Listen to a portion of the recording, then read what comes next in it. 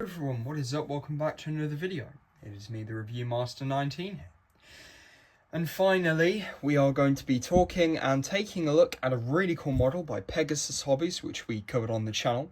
This is the Vergeltungswaffe 1, which translates to V-Weapon, or Vengeance Weapon 1. This is the V-1 Doodlebug, as it was known by us, the British, and of course the Allies, also called the Buzz Bomb. It was a operation called Kirschkern, which translates to Cherry Stone. The V-1 Doodlebug was a pilotless flying bomb. Started work in the 30s with the British, and then the Germans started working on their own flying bomb. And of course the V-Weapons program included the V-1, and after that came the V-2. The V-1 Doodlebug, or Buzz Bomb, as I'm going to call it, or the actual name for it, is the Fiesler Fi-103. Don't get it confused with the R version, which is the Eichenberg, which is a piloted kamikaze version. And I believe that the Germans took inspiration from that, from the Yokosuka MXY-7 Oka, which you can see on my channel. By the way, thanks very much for 120 subscribers. So, this thing was absolutely deadly in its right. It was mass-produced. I think over 9,000 or 1,000 of them were launched against London, primarily. Plymouth, Antwerp, and how these things were launched is really interesting. So I've given you the overall rundown. I've given you a little background about the V1. Now let's have a look at the model and we'll talk about it. Okay, the model is 1/18 scale. So here's a fire stick for scale, okay? It's a massive model. I do excuse the bad paint job. I'm not very good when it comes to painting massive things. I feel I've done well. So let's have a look at it. I'm also got it on a Corgi flight stand. So if I just zoom in, and we'll focus on the nose. So the nose of the V1, as you can see, there is these two little lines, and what these are the fuse lines, because the V1 is in sections, so you've got 6 sections. So you have the nose, okay, and this had the little propeller, and some people think this is just a little propeller that helps it spin like a plane. It's not. This is a airlock which connects to an odometer into the back of the V1, where the gyros are, or gyros, however you say them. Okay, and this is connected, basically, it's like a timer, so when this spins, it's set to a predetermined time. And there's 5 dials in this aft section, and that ticks down to a certain number. When it hits 0, firing bolts are launched, which basically gets the V1 ready, okay? Firing bolts are launched. Many people don't know, but inside here there are tiny guillotines, and they basically snip the lines, because as you can see, the V1 Doodlebug, or Buzz Bomb, when it falls, before it falls, the engine cuts out. You'd hear it, and you'd be praying that it wasn't you who was going to get hit. Now, when the engine cut out, it was a different story, because when the engine cut out, that means you knew the V1 was diving and you were in some serious trouble, if it was close to you. However, the thing about the V1 is, it's not because of fuel starvation. No. The V1 Doodlebug had a few, I think it was a few hundred gallons, I think. I have my flying bomb book by Peter Cooksley, which I covered. I don't think my camera's going to pick it up, but very good read. Highly recommend you get it if you can. It's on eBay and stuff. Quite a difficult book. Best book on the V1 and Osprey as well.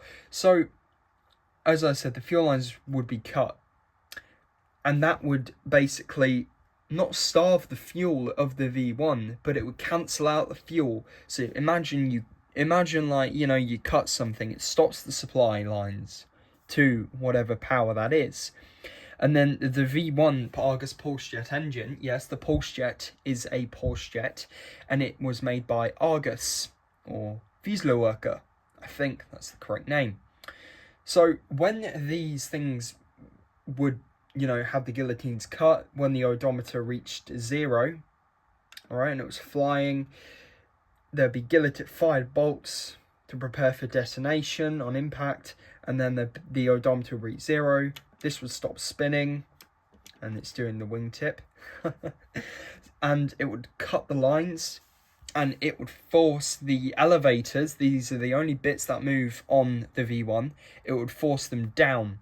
And underneath, I'm so glad that these are in here, these are spoilers, and these would flip open to allow more airflow. A bit like the Dauntless, you've got air brakes, except this was not an air brake. It was more of a way to get the V1 into a deep dive, basically. It's flying like that.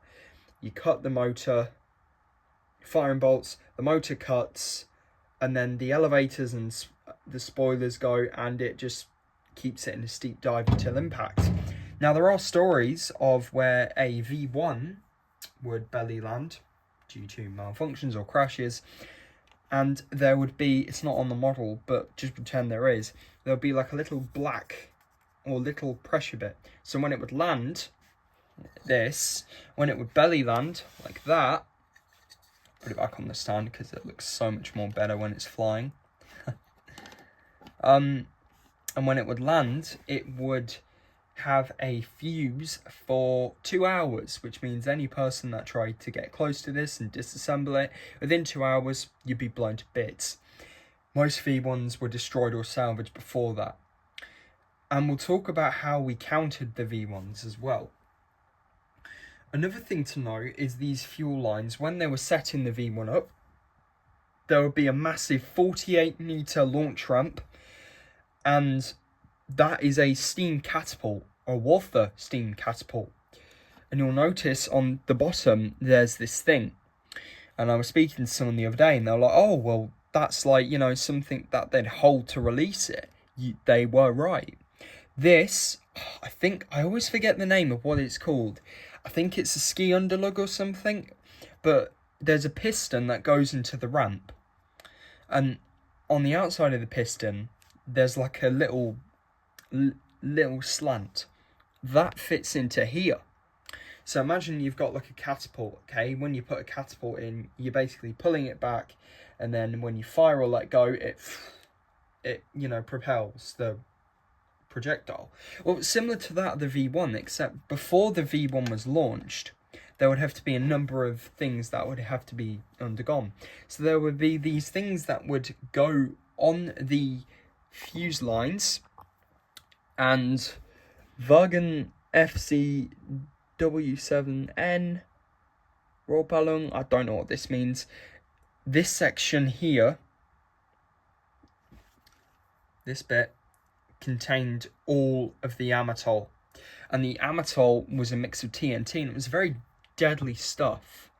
And these are the sealing lines, so this is where they would screw and bolt the sections in when the V1 was to be transported to the ski sites or launch sites. But when it was on the ramp, it would have the fuse lines powered, and it would also have, on the model, I had to make a modification, but that thing there is a spark plug.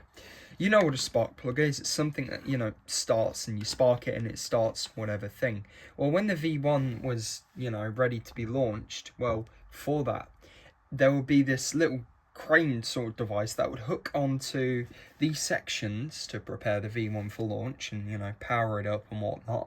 The spark plug would spark the Argus Pulse Jet engine, and the engine would be remotely controlled via a bunker.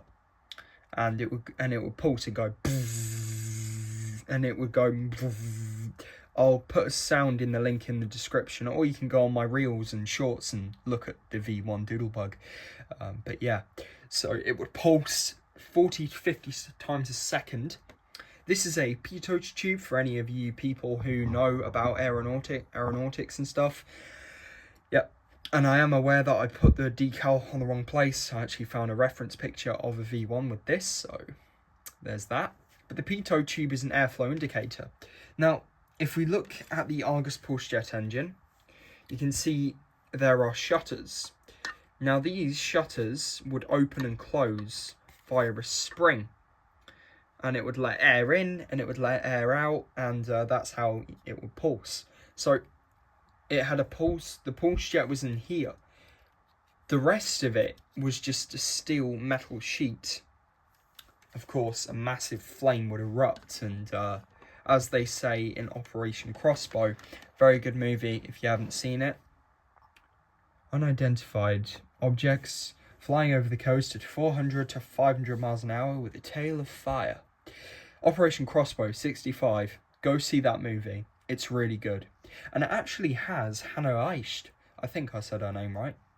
And what she was a member of I'm not going to say the, that German word of the party.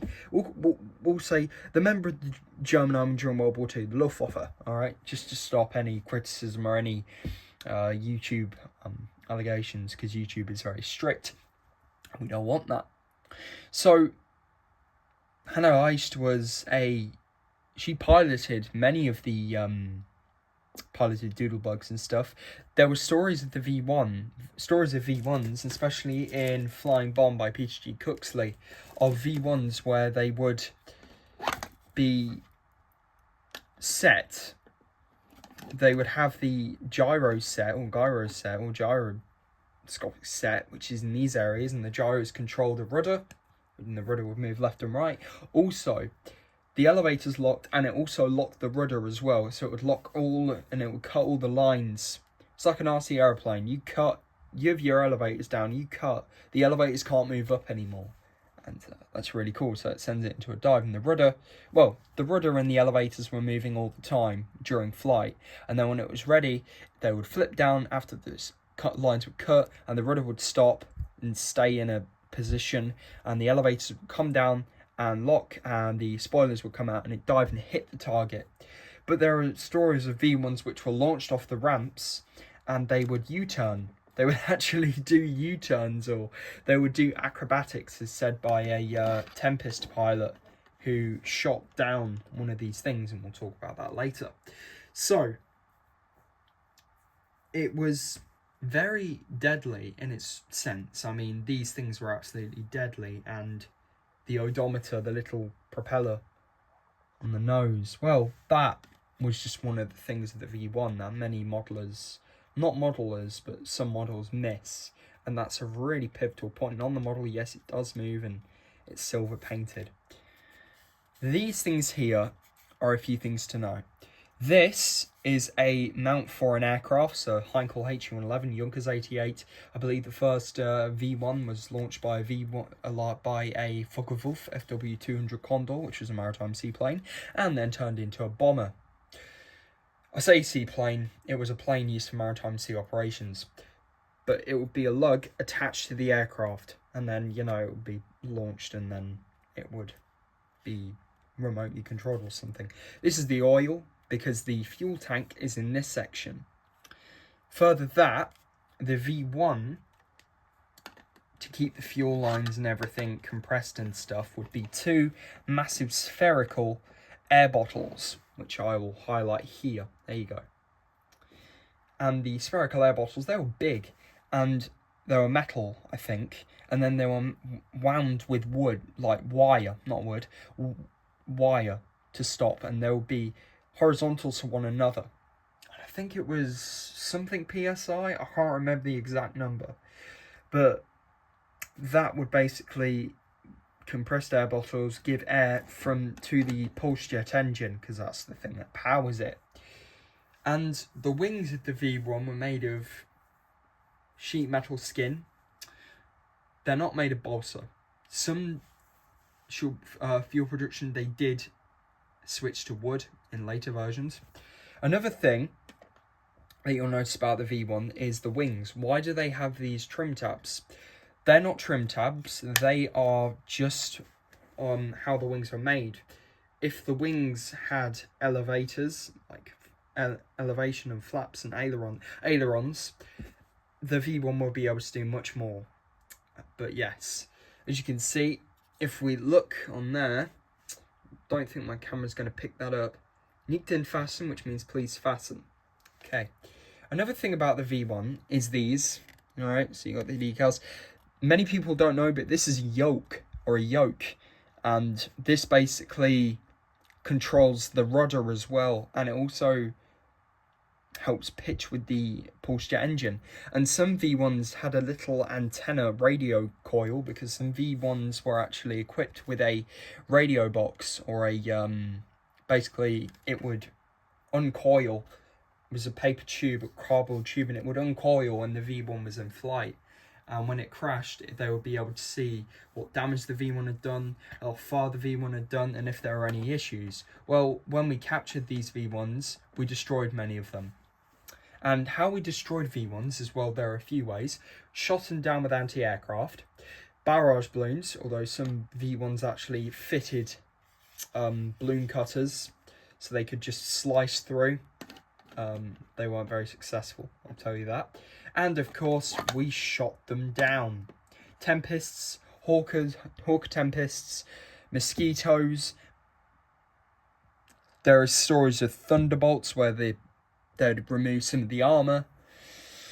And the V1 was very fast, 400 to 500 miles an hour. That's very, very fast. I mean, it's a Porsche jet. It's one of the first ever cruise missiles, and the Germans were the first in jet engineering. If I'm wrong, let me know in the comments. These things were very fast, and catching up with one was even harder, because there was a way where pilots would do wingtipping, and only experienced pilots would do this. You had to be experienced to do it, because it was a great risk, because you need to sort of level your wing under the V1. Now with the gyro, if there's nothing underneath the wing, the V1 is going to be okay. It's not going to tip, it's not going to dive, unless, you know, it's ready for its target. But by going under a V1 and gently tipping the wing up, that's going to disrupt the airflow, and it's going to send the V1 spiraling down and crashing, hopefully, into the sea, like many of them launched the channel. Some V1s never made it, actually. They were launched, and then there would be misfires and stuff, but yeah. And when the V1 was launched, you see videos of the V1 launch, and then you see something come out of the ramp. That's the piston, and that would be retrieved. So it would be filled with steam using a steam starter, which would go underneath the ramp. And the V1, when launched, it would go, and the ramp, so just pretend this is the steam thing, and then when it did that, it would just roll away. It could be used for multiple use. The V1 Doodlebug, probably one of the most scary weapons other than the V2 rocket, but this thing was deadly. I mean, imagine seeing it dive on you. You'd hear it buzzing, and then the buzzing would stop, and I believe it was named after a Mayflower bug, I think. But yeah. Other things to note about this is the compass. So in the nose, there would be a compass, and it would be held in a wooden sphere. And that was basically to stop any magnetization, because anything magnetic against a compass, it will mess the direction up. But the V1 could move left, it could move right, it could go 360 degrees. It wasn't supposed to do that. It was supposed to be launched at the ski sites, and the ramps would be launched towards a certain target, London, Antwerp, Plymouth, or Coventry, or wherever.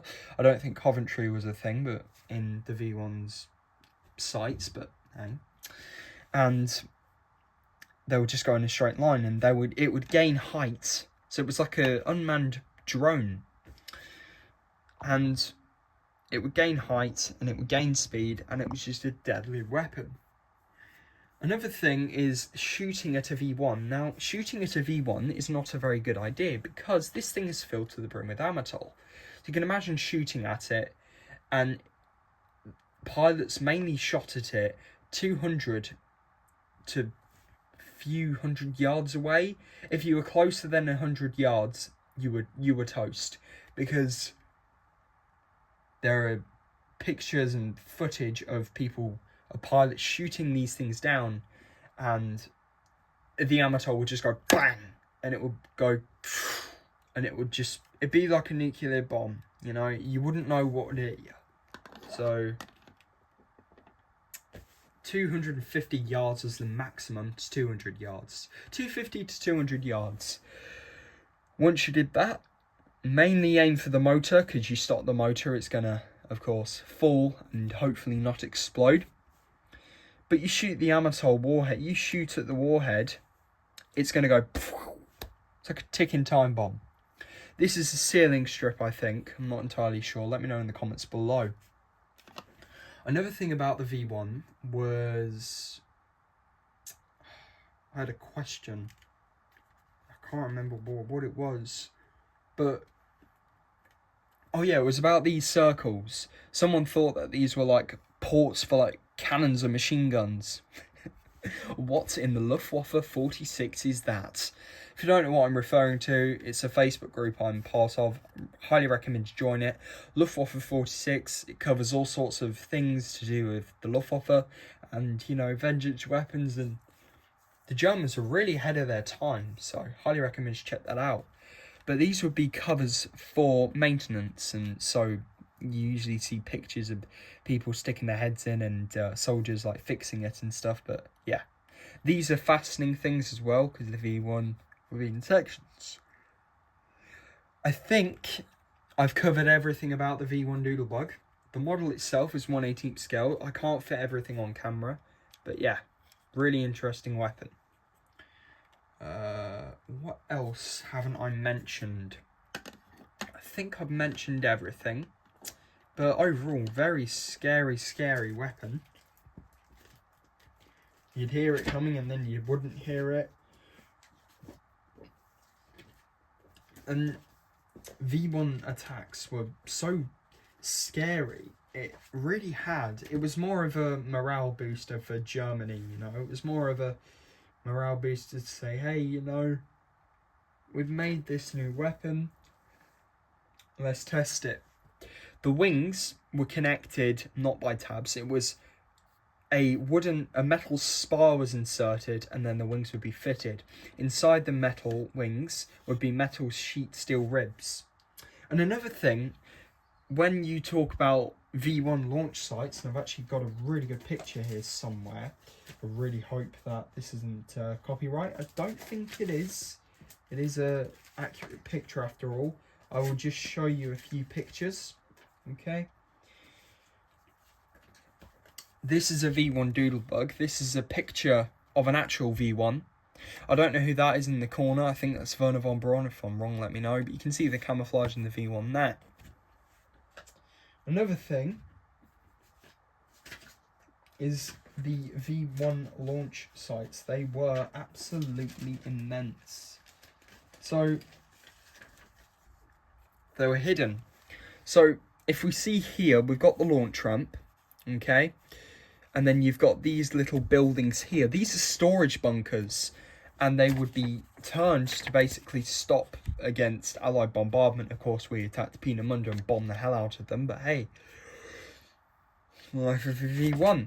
And each one of these buildings could carry 10 V1s. So 10, 20, 30 V1s. I think there was a story of a crew launching over 300 to 200 V1s a day. That's the record, I think. Another thing is the V1 sites were disguised well as possible. There would also be a little building which is in the middle here. That would be an anti-magnetization building. And I read in the book Peter G. Cook's V1, when it said swinging, of course, when they, you know, had to check the compass was okay and working, they wouldn't hold it or suspend it. They banged it with wooden hammers. They actually banged the V1 with wooden hammers to see if there would be any disruption with the magnetization of the compass, and if there wasn't, well, the V1 was ready to go. The V1s were stored without the wings, and the tail, I believe, somewhere on there. The engine was already installed. But on the launch ramp, there would be a sealing tube which would be pushed into the ramp after the piston had gone in. And then they would pull a few little threads or something like that on the ramp. But yeah, that's the V1 launch ramp. And of course, it would go like that. And many of them had like sort of curved edges to stop against bombardment. And they tried camouflaging them as much as possible. There would also be catapult cleaning stations where they would clean the catapult, or the Vulva catapult. They would clean the catapult. And another thing is, when they used the charger, when they charged the V1, pictures fell out. When they charged the V1 with the starter, there'd be a mixture of T-Stoff and Z-Stoff, which is a mixture of, I think it's compressed air, calcium permanganate, and hydrogen peroxide. I did not read that, or did I? Yes, I did. And there would be these cylinders, and basically this would help steam the catapult, and the steam, as you can see the piston, and then the V1 would just, you know, be launched. I mean, here's a picture of the V1 firing. You can see it's coming off the ramp, and the piston is moving away. Now, the Americans actually took a V1 Doodlebug, and they turned it into their own. And they called it the JB2 Loon, or the JB2. And I've actually got a nice picture of a few things about the JB Loon. It was an American version of the Buzz Bomb. Yep, different versions. And they were used in Korea, and then they, you know, well, phased out entirely when the new missiles came. Here's a rare picture of a Reichenberg. And of course, the V1 is much more complex than you may think. As in this picture, or as this diagram suggests, so all the little parts that I was on about, you can see the airlock, which is the odometer, which is here. You can see the compass, which would go in that section there. Amatol, and then the fuse things I was talking about, and there'll be fuse spars, and then the air bottles. Pull shed and spark plug and the yoke. I think that's the yoke. Hang on, let me have a look. The rear Porsche jet engine yoke. Yep. And you can see the gyros. Transmitter, that's it. Now the V1 had a battery. It had its own onboard battery to power everything, and it was in this section here. It also had, well, its own flight control system. I think that's what it's called. A Scania flight control box, that's what it was called. And it had fuel flow control. These are front and rear Z80A fuse pockets. Yep, so they're fuse pockets to ignite the fuses. Another thing is there would be a little cylindrical thing there, and that would be the fuse. They use FUG-23 radio transmitters.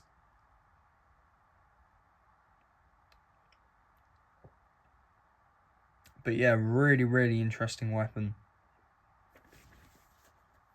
So I think I've, again, covered everything about the V1. But I'm going to show you a picture of the damage of what a V1 can do. That's a picture of there. And then Hawker Tempests.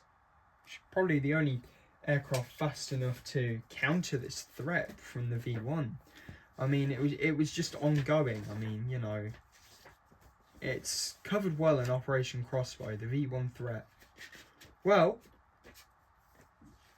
I sure hope you guys have enjoyed this informative historic video. If you did, please like, share and subscribe.